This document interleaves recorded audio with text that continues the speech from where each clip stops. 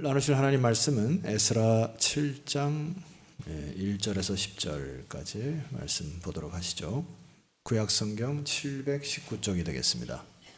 찾으셨으면 우리 한 절씩 교도하시도록 하겠습니다. 에스라서 7장 1절에서 10절까지의 말씀입니다. 이일 후에 바사왕 아닥사스다가 왕위에 있을 때에 에스라라 하는 자가 있으니라. 그는 스라의 아들이요 아사라의 손자요 힐기야의 증손이요 살루의 손이요 사독의 유대손이요 아히도의 육대손이요 아마리아의 7대손이요 아사랴의 8대손이요 무라요의 9대손이요 스라이아의 10대손이요 우시엘의 11대손이요 부기의 12대손이요 아비수아의 13대손이요 비누아스의 14대손이요 엘르아살의 15대손이요 대제사장 아론의 16대손이라. 이 에스라가 바벨론에서 올라왔으니 그는 이스라엘의 하나님 여호와께서 주신 모세의 율법에 익숙한 학자로서 그의 하나님 여호와의 도우심을 이름으로 왕에게 구하는 것은 다 받는 자이더니 아닥사스다 왕 제7년에 이스라엘 자손과 제사장들과 레위 사람들과 노래하는 자들과 문지기들과 느디딤 사람들 중에 몇 사람이 예루살렘으로 올라올 때에 이 에스라가 올라왔으니 왕의 제7년 다섯째 달이라. 첫째 달 초하루에 바벨론에서 길을 떠났고 하나님의 선한 손에 도우심을 입어 다섯째 달 초하루에 예루살렘에 이르니라. 에스라가 여호와의 율법을 연구하여 준행하며 율례와 규례를 이스라엘에게 가르침으로 결심하였었더라. 아멘. 저에게는 아주 익숙한 그림 하나가 있습니다. 제가 시골에 살았기 때문에 이 그림을 보시면 제가 참고적으로 저 집에 산 것은 아닙니다. 저의 관심은 저기 장독대가 너무나 익숙해요. 제 아내는 서울에서 살았기 때문에 제가 어렸을 적에 고무신을 신고 다녔다 이렇게 해도 잘 믿지는 않습니다. 서울 여자이기 때문에 자기는 운동화만 신고 다녔는데 하면서 좀 저를 희한하게 가끔 보는데 저 장독대 추억들이 많아요. 저 장독대를 땅에 파놓고 김장을 하셨던 어머니 기억이 나고 또 장독대를 이렇게 집 위에 집문 위에다가 놓고 거기서 뛰어내리다가 장독대를 많이 깨먹은 적도 있고 그렇습니다. 한 주간 동안 저에게 주었던 한 글이 제가 읽었던 글 중에 사실은 이제 여기 저 장독대에 있는 것은 옹기라고 하는 표현인데 옹기보다도 더 주목해야 될 것은 옹기장이다 이렇게 할 글을 이제 저에게 누가 보내주신 분이 계세요. 글을 한번 읽어볼게요. 땅에 고운 흙을 파서 몇남 멸치를 삭히고 온몸으로 밟아서 짓 이겨야만 비로소 마음대로 주무를 수 있는 부드러운 점토가 됩니다. 그뿐 아니죠. 물레 위에 흙을 올리고 방망이로 때리며 모양을 잡아갑니다. 옹기장에는 진흙으로 그릇을 만들다가 모양이 터지거나 망가지면 결코 진흙을 버리지 않습니다. 모양이 터지면 다시 뭉쳐서 더 좋은 그릇으로 빚어냅니다. 그렇게 만들어진 그릇은 사흘 밤낮을 피운 뿔과 중불로 달랜 후 마침내 1200도가 넘는 창불에 밀어넣습니다. 그제야 비로소 숨쉬는 옹기로 태어납니다. 성경은 우리를 이제 옹기로 비유를 하거든요. 인생을. 그런데 우리가 주목해야 될 것은 옹기장이의 애씀과 옹기장이의 노력 그리고 옹기장이신 하나님을 바라보라라고 하는 메시지이죠. 그래서 성경에도 보면은 실패한 인생들을 옹기장으로 표현하게 되는데 하나님의 예레미야를 통해서 우리의 인생에 이렇게 새롭게 조명을 하죠. 예레미야 18장 3절 말씀 우리 같이 읽어보면 좋겠습니다. 3절과 4절입니다. 준비되셨죠? 시작. 내가 토기장의 집으로 내려가서 본즉 그가 농로로 일을 하는데 4절 진흙으로 만든 그릇이 토기장의 손에서 터짐에 그가 그것으로 자기 의견에 좋은 대로 다른 그릇을 만들더라. 지난주에도 말씀드렸지만 말씀 읽고 아멘 하셔야죠. 저 4절이 너무나 중요한데 우리 4절을 다시 읽고 아멘을 크게 한번 해봅시다. 시작. 진흙으로 만든 그릇이 토기장의 손에서 터짐에 그가 그것으로 자기 의견에 좋은 대로 다른 그릇을 만들더라. 사실 우리 인생이 많이 터져요. 그리고 속상할 일들이 많이 생깁니다. 그리고 예상치 못한 일 때문에 부대낌도 많고 그렇지 않아요, 여러분? 긁힘도 있고 상함도 있고 막 그래요. 근데 제가 참 이 글을 읽으면서 은혜 받았던 말씀을 통해서 은혜 받았던 거 뭐냐면 여기 보세요. 다시 4절 보니까 진흙으로 만든 그릇이 터지긴 터지는데 어디에서요? 네, 토기장이의 손에서 터진다고 했습니다. 그러니까 이게 얼마나 은혜가 되는지 몰라요. 나는 그냥 괜찮다고 생각하고 그냥 이대로 살고 싶고 이 정도면 괜찮은 사람이라고 생각하잖아요, 여러분. 맞죠? 근데 이게 인생이 터지거든요. 막 여기저기 터지고 힘들고 그러거든요. 그런데 신앙이라는 게 뭐죠?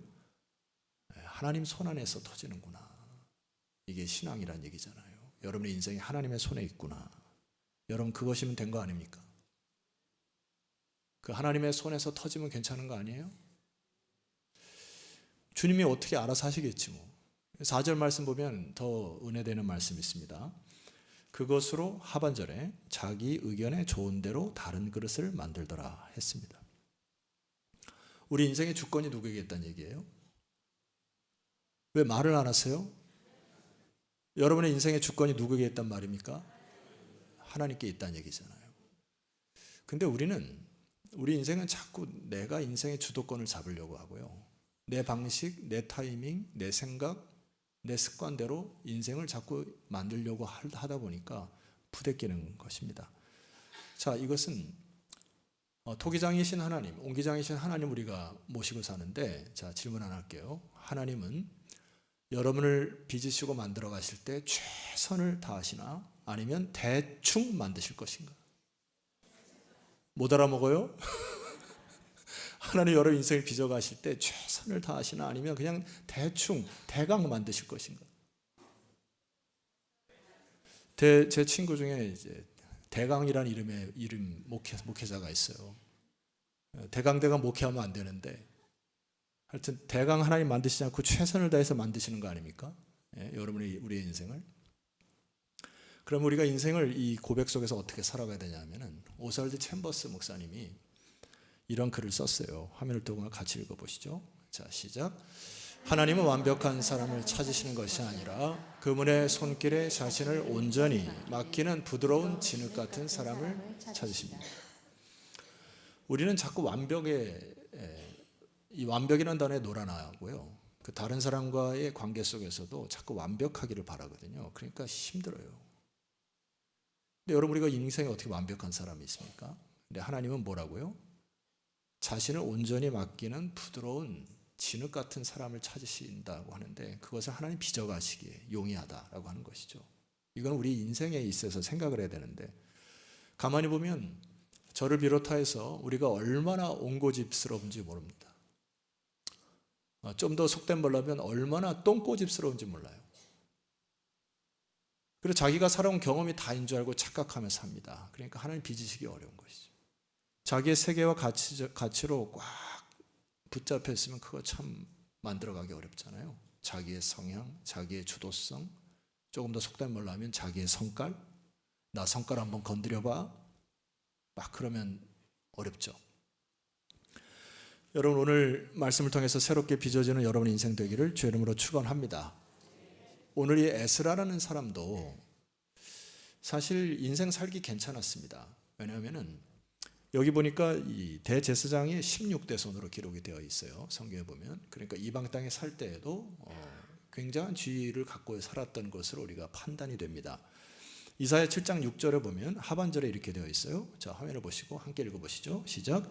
그의 하나님이 여호와의 도우심을 입음으로 왕에게 구하는 것은 다 받는 자이더니 이렇게 기록되어 있습니다. 그러니까 사실 이제 바벨론 지역에서 떠났지만 그때 당시 이제 페르시아 왕 아닥사스다 왕 1세에 있었던 그 헬라 문화에 있었던 사람인데 왕과 대화할 정도면은 굉장히 높은 신분에 있었으리라 추측이 되는 것이죠.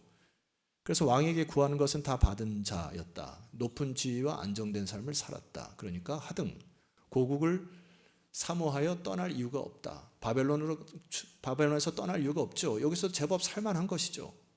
근데 여러분 6절에 상반절에 보니까 다시 띄워주세요. 아까 하신 거 보면 이 에스라의 마음속에 깊이 담겨 있었던 신앙 고백이 뭐죠? 그의 하나님 여호와의 무엇을 입음으로? 도우심을 입음으로. 왕에게 구하는 것은 다 받았다. 이게 에스라가 먼 훗날에 자기의 일생을 돌아보면서 쓴 책 아닙니까? 자기가 신분이 높거나 자기가 지식이 뛰어나서 왕에게 도움받은 게 아니라 결과적으로는 하나님의 도우심을 받아서 내가 여기까지 왔구나. 그러니까 이 사람의 생각이 뭐예요? 토기장이의 손에 자기가 붙들려 있구나. 그러니까 토기장이의 목적과 뜻에 내가 반응해야 되겠구나. 이 반응을 한 것이죠. 그래서 뭐 한 것이죠? 용단을 내린 것입니다. 무슨 용단이죠? 바벨론에서 떠나야 되겠구나. 여기서 유유자적이 사는 것은 아니겠구나. 그러면서 용단을 내리고 떠나게 됩니다. 자, 그래서 7장 7절의 그 용단인데요. 제가 읽습니다. 아닥사스다 왕 제7년에, 이게 페르시아 왕이라는 얘기죠. 이스라엘 자손과 제사장들과 레위 사람들과 노래하는 자들과 문지기들과 느디림 사람들 중에 몇 사람이 예루살렘을 올라올 그때에, 8절 이하에 보세요. 이 에스라가 올라왔으니 왕이 제7년 다섯째 달이라 4개월 동안 걸어서 옵니다. 9절 첫째 달 초 하루에 바벨론에서 길을 떠났고, 자, 또 얘기하죠. 하나님의 선한 손에 도우심을 입어 다섯째 달 초하루에 어디에 이르렀어요? 예루살렘에 이르렀습니다. 역사가 시작되는 것이죠. 에스라가 바벨론에 머물러 있었으면 이 에스라의 역사는 없었을 것입니다. 여러분, 많은 사람들이 착각을 하는데요. 내가 그냥 이렇게 대충 살아가면 하나님의 역사에 동참할 것이다 착각 깨세요. 그렇게 하시는 거 아닙니다. 성경을 보면 어둠에서 빛으로, 절망에서 소망으로 갈 때 결단들을 다 하시거든요. 하나님께서 부르신 사명에 따라 움직이거든요. 에스라도 그 땅에 남았으면 에스라서 이 뒤에 역사를 쓸 수가 없었던 얘기죠. 여러분, 바벨론에서 여러분 묶는 쾌락과 권력과 어둠에서 떠나시기를 주의 이름으로 축원합니다. 여러분을 발목 잡은 것을 떠나셔야 되죠. 그것이 하나님의 나라를 위한 새로운 출발인 거예요. 그걸 다짐하시는 겁니다. 그래서 이 에스라가 뭘 다짐하죠? 10절 말씀에 이 에스라를 한 문장으로 콱 압축하면 10절 말씀입니다. 우리 큰 소리로 읽고 아멘을 해보도록 하겠습니다. 자, 시작. 에스라가 여호와의 율법을 연구하여 준행하며 율례와 규례를 이스라엘에게 가르치기로 결심하였었더라. 아멘. 여기 에스라가 결심을 합니다. 어떤 결심이냐면, 제가 이걸 언어를 좀 분석을 해보니까 화면을 보시면 그의 마음을 확고히 세웠다. 영어 성경에 보면 다양한 표현으로 나와요. prepared, 뭔가를 준비했다. fixed, 뭔가를 확 고정시켰다. set his heart, 그의 마음을 다시 세팅하기 시작했다. 단단히 고정했다. 기반을 견고히 세웠다. 하나님의 나라에서 준비하기 시작했다. 이 결단이 인간에게 필요한 것입니다. 뭘 결단했다는 얘기예요? 10절 보니까 그가 연구하기로 결단했고, 그 연구한 것을 준행하기로 결단했고, 세 번째, 백성들에게 율례와 규례를 가르치기로 결단했다 했습니다. 그 사람의 포지션이에요. 그거는 학사요 제사장이었기 때문에 에스라가 자기의 위치를 파악하고 토기장이 손에 자기의 인생을 의탁하고 자기의 위치에서 결단한 것이 역사를 이루는 것이죠. 여러분, 이것을 사명이라고 하는 것입니다. 에스라는 사명에 응답한 거예요. 사명은 내가 사명을 얘기했다고 사명이 아니고 사명에 반응을 해야 되는 것입니다. 프레드릭 부큐너라고 하는 사람이 소명을 이렇게 표현을 했어요. 화면을 보시죠. 하나님부터 따옴표를 같이 읽어보도록 하겠습니다. 시작. 하나님이 당신을 부르시는 자리는 당신의 깊은 기쁨과 세상의 깊은 굶주림이 만나는 곳이다 라고 정의를 했습니다. 자, 하나님이 당신을 부르시는 소명은 당신의 깊은 기쁨이라고 하는 게 뭐죠? 눈에 밟히는 거, 자꾸 눈에 보여지는 거 있잖아요. 눈 감아도 밟히는 거 있어요. 맞죠? 여러분, 자식 새끼만 밟힙니까? 눈을 감으면 자꾸 떠오르는 거, 그걸 사명이라고 하는 거예요. 그래서 보이는 것이 사명이다 이렇게 얘기하는 분도 있어요. 보여지는 거 어떻게 해요? 보여지는데. 근데 보여지는 게 사명인데, 보여지는데 그냥 침묵하고 일 안 하면 사명이 끝납니다. 여러분, 교회에서도 여러분 보여지는 게 있거든요. 내 눈에 보여요. 안 하면 끝납니다. 자, 두 번째 보면 다시 떼어주세요. 오늘 굉장히 빨리 아주 속단하게 이렇게 없애버리시네요. 그냥 이렇게 떠나시면 되겠습니다. 두 번째 보니까 세상의 깊은 굶주림, 내 눈에 발견된 필요, 그러니까 내 마음의 아픔이나 내 마음의 열정이 다른 사람보다 아프하거나 다른 사람의 열정이 있으면 그것을 사명이라고 하는 거예요. 하시면 됩니다. 그래서 교회에서 어떤 사람 침묵하거든요. 왜냐하면 그 얘기를 이렇게 쭉쭉 하면 그 당신이 그거 해 이러니까 회의 장소나 이런 데서 가만히 입 닫고 그냥 가만히 있다 가시는 분 역사 일어나지 않습니다. 주의 일은 부대끼는 거예요. 힘듭니다. 애써야 되고, 제가 늘 얘기하죠. 애를 써야 애를 낳는 것입니다. 평생 동안 그냥 편안하게 살다가 하는 것은 사명이 아닌 것이죠. 힘들고 부대끼는 현장 속에 있기를 주의로 축원합니다. 목사님, 제 얼굴과 제 지금 피부와 제 관절과 제 머리를 보세요. 백발에다가 지금 힘이 없습니다. 여러분, 제가 볼 때 지금 여러분 전 세계 K-뷰티 막 난리거든요. 제가 지금 여러분 볼 때 지금 제일 젊습니다. 오늘이 제일 젊은 거예요. 따라합시다. 젊을 때 힘 다합시다. 다합시다는 이렇게 쑥 깔아왔네. 제가 여러분 볼 때 젊으세요. 사명이 뭐죠? 힘 다하는 것이죠. 하나님 맡겨진 사명. 에스라가 그거 아닙니까? 자, 그런데 이 사명을 힘 다하다고 할 때 우리가 자꾸 착각하는 게 있어요. 자기의 역할과 사명만을 자꾸 부각시키는 사람들, 그거는 좀 안 됩니다. 예를 들어서 이 포로 기한을 3차에 거쳐서 포로 기한을 시키시거든요. 첫 번째 지도자가 누구죠? 수르바벨이에요. 수르바벨이 개척자의 정신으로 왔단 말입니다. 그래서 성전 재건을 이루어요. 근데 성전 재건 껍데기만 이뤘다고 해서 개혁이 되는 게 아니죠. 그러니까 에스라가 와서 뭘 일으키죠? 말씀의 개혁을 일으킵니다. 그래서 성전의 내면을, 그들의 정화 운동을 펼치잖아요. 마지막엔 세 번째 지도자가 누구죠? 느헤미야죠. 여러분 시경 제가 다 했으니까 스트레스 받지 마세요. 느헤미야가 올라와서 뭐가 눈에 들어오죠? 성벽이 무너진 것이 보이고 성문이 무너진 것을 다 불탄 것에 막 마음의 뜨거움을 받습니다. 그러니까 느헤미야가 와서 뭐 하죠? 성문을 건축하고 성벽을 재건합니다. 하나님의 나라는 누구 하나가 두각되는 게 아니에요. 이게 이어져서 하나님의 역사를 이룬다는 것이죠. 하나님은 여러분의 역할과 사명을 사용하셔서 합력하여 선을 이루신 하나님을 믿으십니까? 그런데 이것이 자꾸 비교하거나 각자의 역할을 하면 이게 안 된다는 얘기예요. 무슨 얘기냐면, 여러분 단어를 좀 바꿔야 되는데, 무슨 얘기냐면, 여러분 스룹바벨 같은 사람은 이제 개척자 정신으로 사람들을 깨워서 일으키잖아요. 소위 우리들이 잘못된 언어 중에 하나가, 어떤 사람들 보면은 야 그만 좀 일 벌려라. 일 벌리면 그 누가 그 일 다 해야 되는 거야. 부정적인 소리죠. 여러분 일 안 벌리면 하나님 역사 일어나지 않지 않습니까? 두 번째, 여기 그 에스라의 리더십이 있는데, 에스라의 리더십은 이렇게 막 하려고 하는데 잠깐 말씀으로 점검해야 돼. 체크해야 돼. 야, 좀 그만 좀 일 벌리고 체크하자. 이 부정적인 소리죠. 에스라 시대를 전 느헤미야인데, 이 느헤미야의 리더십들은 야, 뭐 말만 하냐? 조직을 세워. 시스템이 부족해. 빨리빨리 시스템을 세워야지. 막 서로 헷갈리죠? 단어를 어떻게 바꿔야 됩니까?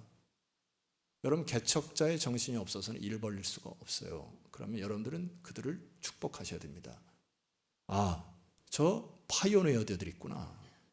아, 너가 개혁을 잘 일으키는구나. 그러면 에스라의 입장에 갖고 있는 사람은 내가 그것을 잘 다져보겠다. 다지는 파.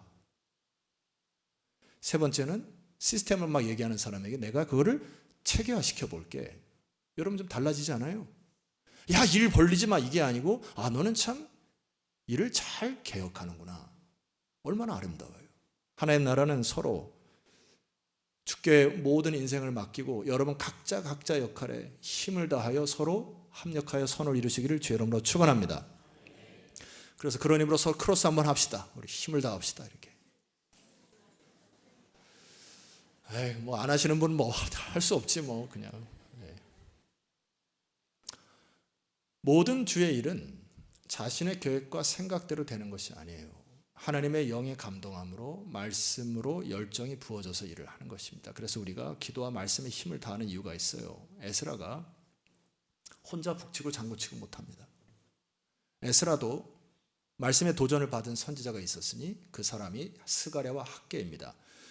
1차 포로 기한 이후에 예수라가 돌아올 때까지 백성들에게 계속 외쳤던 선지자가 학개 스가랴예요. 그러니까 학개 스가랴의 말씀을 듣고 에스라가 깨어서 제2차 개혁을 일으키는 거거든요. 이게 서로 상호 연대가 된다는 얘기예요. 여러분 오늘 이 스가랴, 그 에스라에게 주었던 스가랴 학개 메시지를 통해서 여러분 도전받기를 소망해요. 제가 몇 구절만 발췌를 해왔는데 보실까요? 8장 7절에 보니까 제가 은혜를 받은 부분입니다. 만군의 여호와가 이같이 말하노라. 보라, 내가 내 백성을 해가 뜨는 땅과 해가 지는 땅에서부터 모아내고 구하여내고 8절 인도하여다가 예루살렘 가운데 거주하게 하라니 그들은 내 백성이 되고 나는 진리와 공의로 그들의 하나님이 되리라 선포한 거예요. 에스라의 마음이 막 뜨겁기 시작합니다. 이게 사명이에요. 그래, 하나님이 바벨론 땅에 포로 잡혀가게 했지만 하나님은 내 백성을 잊지 않으셨구나. 그 땅에 다시 돌아오게 하는데 하나님은 진리와 공의로 그들의 하나님 될 것을 선포하셨구나. 현실적에서는 굉장히 어려운 개혁의 과제가 있지만 에스라의 마음속에 이 하나님이 지금까지 보호하시는구나. 그래서 하나님께 두신 메시지가 있습니다. 9절 말씀, 이게 에스라를 깨웠으리라고 저는 확신해요. 같이 읽읍시다. 시작. 만군의 여호와가 이같이 말하노라. 만군의 여호와의 집 곧 성전을 건축하려고 그 지대를 쌓던 날에 있었던 선지자들의 입의 말을 이날에 듣는 너희는 손을 견고히 할지어다. 할렐루야. 에스라도 주춤했을 가능성이 있죠. 자기도 잘 살았었고 자기도 좀 높은 지에 있었고 이 정도면 됐다 생각했는데 그게 아니었구나. 내 손을 견고하여 하나님의 역사를 일어나는 것이 이 에스라를 깨우기 시작합니다. 그래, 하나님 나라를 위해서 내가 내 힘을 다해야 되는 것이지. 손에 힘을 견고해야 되겠구나. 불이 땡겨지기 시작합니다. 9장 12절 말씀 보면 갇혀있으나 소망을 품은 자들아. 멋있죠? 갇혀있으나 소망을 품은 자들아. 바벨론에 갇혀있지만 너희들에겐 소망이 있는 자들. 이게 하나님의 관점 아닙니까? 삶 속에서 죄악에 노출되어 있으나 너희들에게는 진정한 소망이 있는 자들아. 이게 에스라와 여러분을 깨우는 말씀 아닙니까? 너희는 요새로 돌아올지니라. 내가 오늘도 이르노라. 내가 내게 갑절이나 갚을 것이니라. 요새는 뭐예요? 하나님 마련하신 그 땅, 하나님 마련하신 그 약속의 땅, 하나님 말씀하신 사명의 자리로 올 때 하나님께 준비하신 갑절로 하나님이 채우실 것이다. 그래, 일어나야 되는구나. 내가 다시 삶의 자리에서 일어나서 손을 견고히 하고 주님의 요새로 돌아가 하나님의 나라를 힘을 다할 때 주님께서 힘을 더하시구나. 학개 선지자의 외침 무엇이었을까요? 학개서 2장 5절입니다. 에스라를 깨웠던 말씀. 너희가 애굽에서 나올 때 내가 너희와 언약한 말과 나의 영이 계속하여 너희 가운데 머물러 있나니. 이 부분이에요. 너희는 두려워하지 말라. 하나님의 영이 너희 가운데 있으니까 너희는 어느 곳에 있든지 두려워하지 말라. 반석의 성도 여러분, 특별히 2층에 계신 성도 여러분, 한 주간 동안 두려워하지 않기를 소망합니다. 하나님의 영이 머물러 너희들이 바벨론에 있든지 고국에 있든지 하등 상관없이 하나님의 영이 머물러 있으므로 두려워하지 말기를 선포한 것. 이 말씀 붙들고 일어나는 것이죠. 6절 이하에 보니까 만군의 여호와가 이같이 말하노라. 조금 있으면 내가 하늘과 땅과 바다와 육지를 진동시킬 것이요. 7절 또한 모든 나라를 진동시킬 것이며 모든 나라의 보배가 내리니 내가 이 성전의 영광이 충만하게 하리라. 만군의 여호와의 말이니라. 8절입니다. 8절 선포하고 아멘 한번 합시다. 시작. 은도 내 것이요 금도 내 것이니라. 만군의 여호와의 말이니라. 아멘을 크게 한 이유는 은도 내 것이요 금도 내 것이요, 그거 아멘 아니죠? 이 에스라가 바벨론의 페르시아의 통치하에 살았을 때 굉장히 살았거든요. 근데 이게 다 useless, 소용이 없다는 걸 깨달은 거잖아요. 그래, 은도 금도 다 하나님의 것인데 내가 너무나 이 물질에 매여 살았구나. 이걸 포기할 수 있는, 은도 금도 내 것이 아니고 주의 것임을 살리는 그 말씀이. 9절 말씀 보세요. 이 성전의 나중 영광이 이전 영광보다 크리라. 만군의 여호와의 말이니라. 내가 이곳에 무엇을 주리라? 평강을 주리라. 그렇구나. 평강은 성소로부터 오는 것이구나. 평강은 하나님으로부터 오는 것이구나. 그러니 우리가 힘을 다하여 이 성전의 기능을 회복해야 되는 것이구나. 성도 여러분, 오늘 이 자리에 왜 오셨습니까? 여러분의 기도와 간구를 드려야 될 이유도 있지만 사실은 세상 속에 살다 보면 이리 치고 저리 치고 세상이 주는 평강이 내 마음을 평강스럽게 하지 못하는 것 인정하고 오신 거 아니에요? 하나님께 기도하고 말씀 듣고 미래의 소망을 붙들 때 어느 순간 내 영을 잠식하여 평강이 찾아오는 것을 느끼지 않습니까? 그래서 성소와 이 예배를 사모하셔야 하는 것입니다. 세상이 주는 어떤 평강도 하나님께 주시는 평강을 대체할 수 없다는 거 여러분 인정하고 오신 분들 아니에요? 그러니 모든 삶의 축을 예배로 집중하셔야 합니다. 그래서 찬양대가 찬양할 때, 특송할 때, 특주할 때, 기도할 때, 그 다음에 여러 가지 많은 이 예배를 통해서 하나님 주의 평강을 허락하여 주옵소서. 그렇게 하시고 오늘 말씀 가운데 결단을 하시는 것이죠. 결단을. 제가 이제 7, 8월을 안식월과 연구월을 이제 받아서 2달 동안 여러분을 잠시 옆에 곁에서 떠날 것입니다. 저의 위치는 목회자의 위치입니다. 그래서 제가 결단을 한 게 있어요. 우리 교회의 흐름을 쭉 보아하니까 일단 본당도 원로 목사님한테 잘 건축하셨고 이제 교육관도 이제 건축을 잘 해서 이제는 제가 에스라의 심정이 있습니다. 아, 그래. 성도들을 말씀으로 더 제가 연구해서 준행하여 율례와 규례를 잘 가르쳐야 되겠구나. 그래서 제가 사실 이제 연구를 받아서 안식하면서 준비를 많이 할 겁니다. 여러분 또 부대끼는 사람도 계시죠? 목사님 또 우리를 또 어떻게 들볶을 것인가? 결과적으로 우리는 사명으로 거듭나야 되는 사람들임을 믿으시기를 소망하고요. 한평생 사는데 그냥 대충 살지 않았으면 좋겠고요. 여러분 제가 그럼 이렇게 결단하면 되겠어요? 나는 이제 어느 정도 안정되고 평안됐으니 내가 은퇴할 때까지 아주 좋은 곳에 가서 버킷리스트로 맛있는 거를 많이 먹고 있는 힘껏 기쁘게 살다가 하나님께 갈 것이. 제가 담임으로 그렇게 결단하면 되겠어요?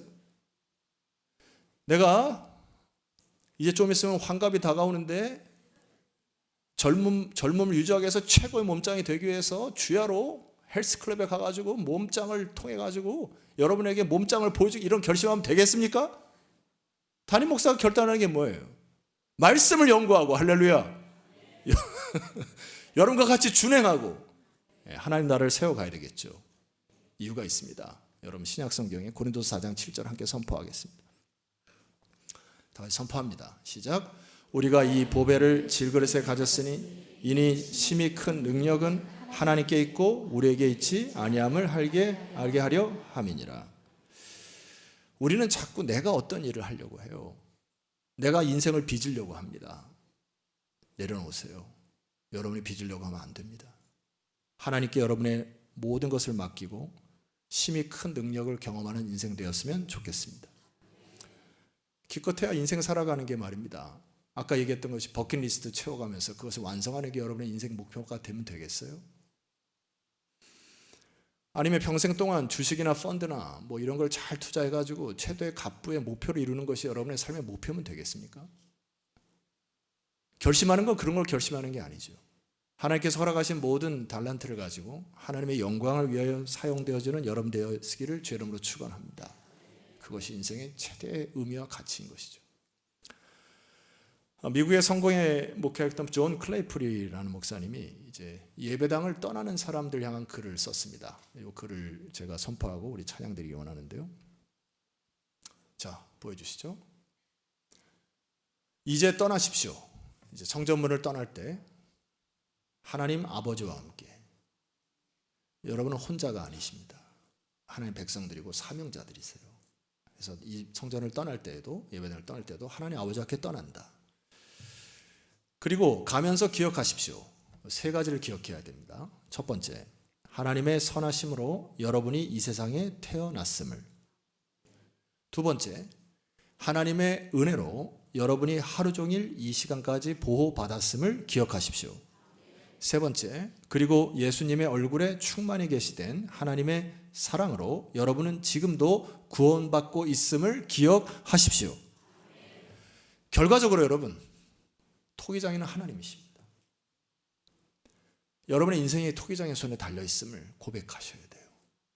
터져도 그 안에서 터집니다. 그래서 감사함으로 터지는 것이죠. 하나님 빚어가실 수 있게 우리는 결심하는 것밖에 없어요. 한 주 이렇게 모여서 예배 드릴 때 결심하셔야 합니다. 목회자로서 쓸데없는 거 결심 안 할 거예요.